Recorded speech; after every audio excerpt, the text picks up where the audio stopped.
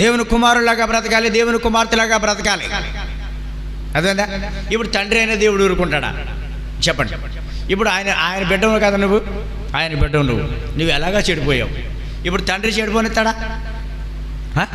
చెడిపోయి ఏం చేస్తాడు? ఇప్పుడు తప్పు చేసిన వాళ్ళు ఏం చేస్తాడు? ఇప్పుడు తండ్రి ఏం చేస్తాడు? చెప్పండి. శిక్షించడా? నెత్తి మీద తెచ్చుకుంటాడు.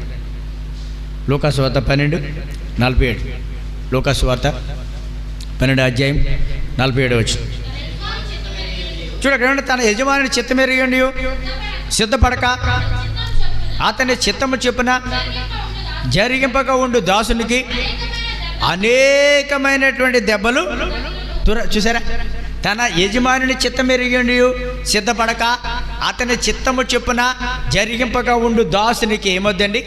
అనేకమైన